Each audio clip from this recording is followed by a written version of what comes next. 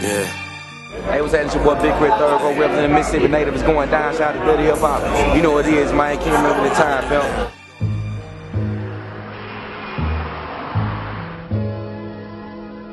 Dead in hip hop conversations. Dead in hip hop conversations. We're here with Night Wonder. What's good, homie? Peace to the age. Dead in hip hop.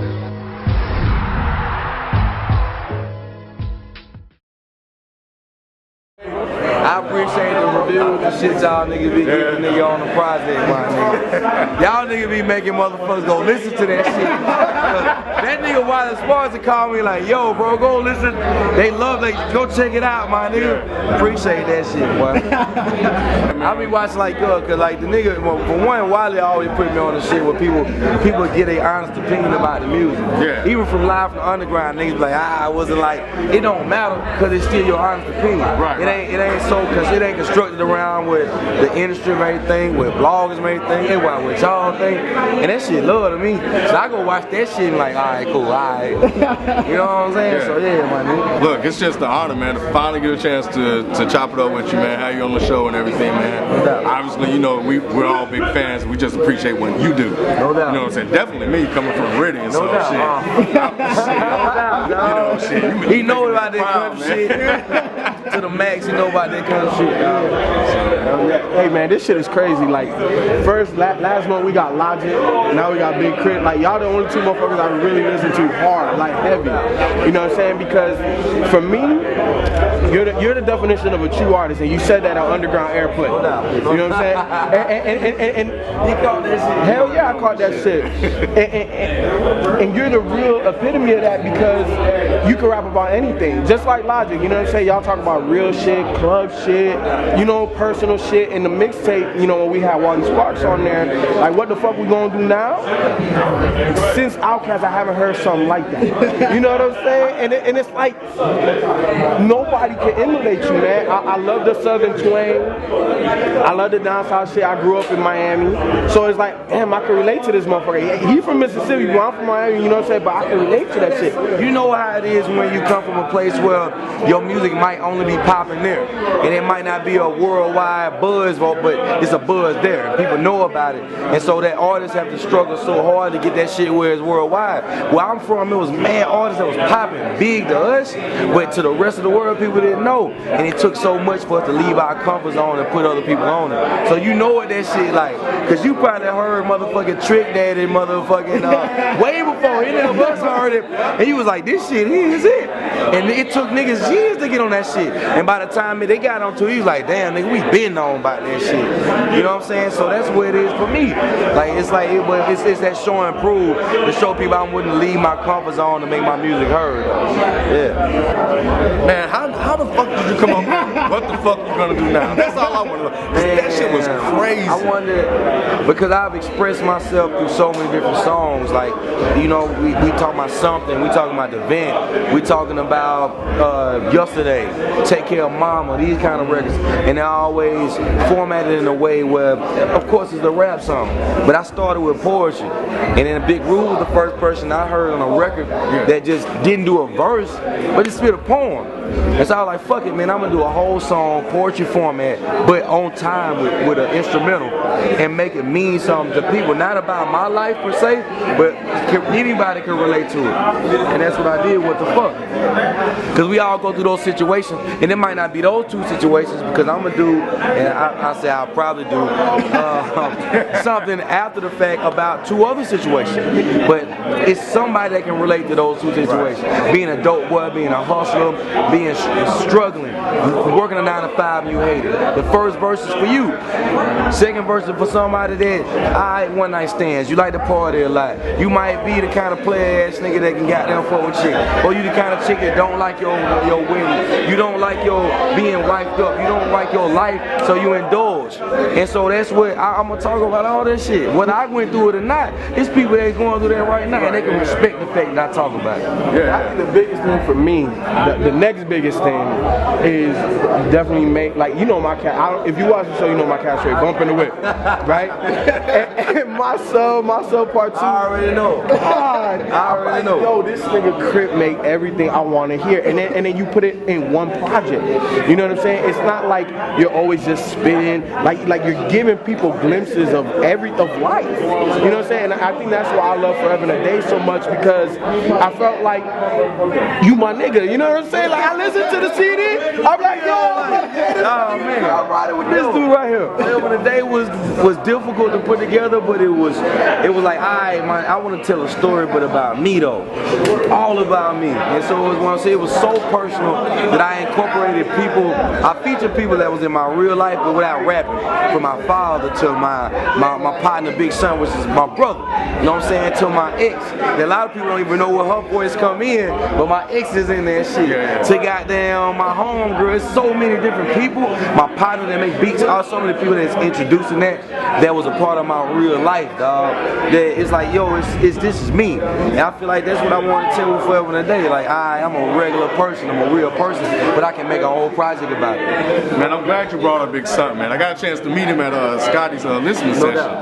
And I didn't get a chance to say this on the review with Wally. But his fucking verse on your shit, that shit was crazy, man. That shit was dope, bro. Mixtape was though MFOG? Yes, sir. No, but that was the first time when the Son just really pulled me in. So I'm like, man, this motherfucking shit is amazing. Like, Forever and a Day, man, like package store.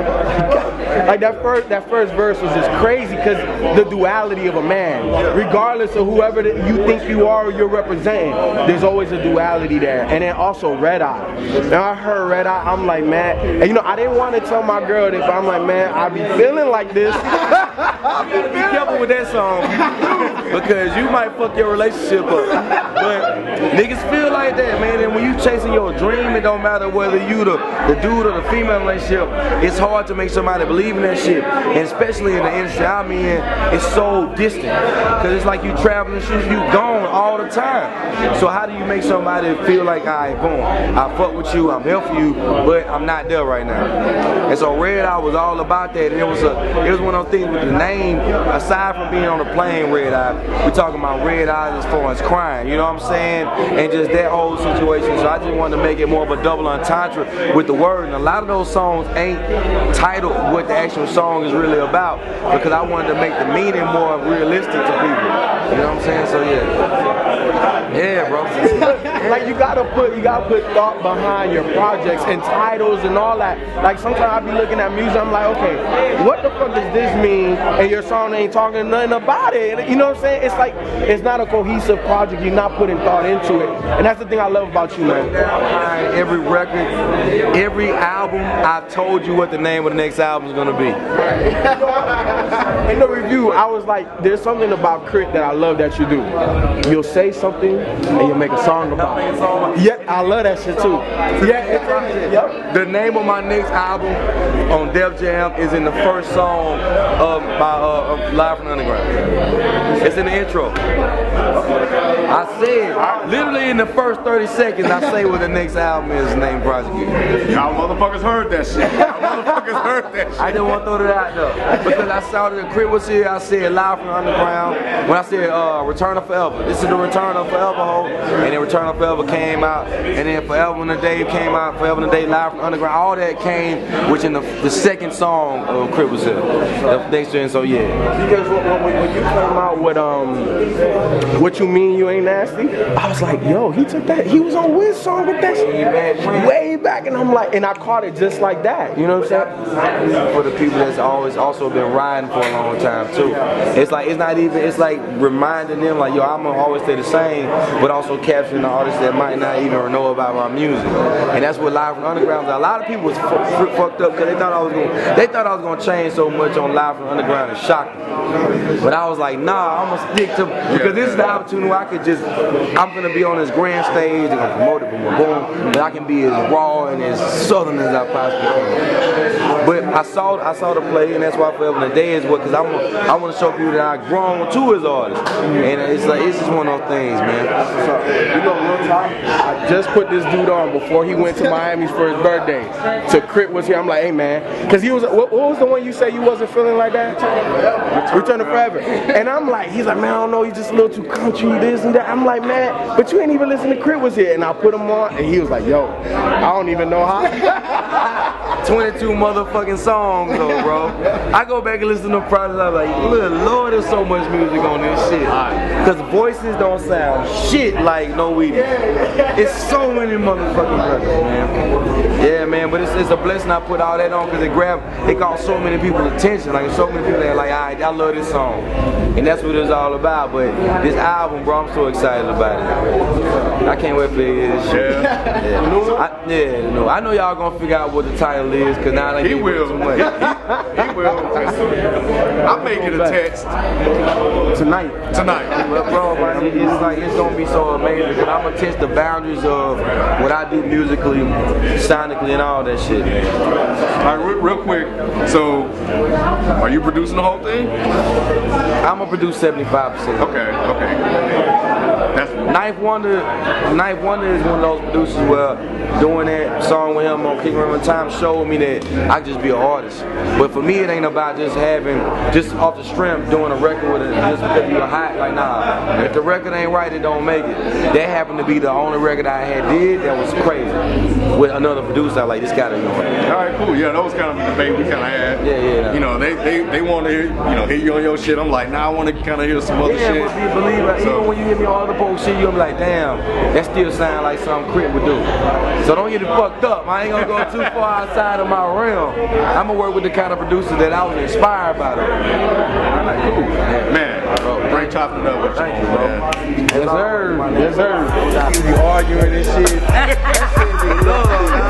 I love to see motherfuckers argue about music like that. Like, damn, I remember y'all just talking about Forever Today and Return Forever. I think that was the moment. Yo, yeah.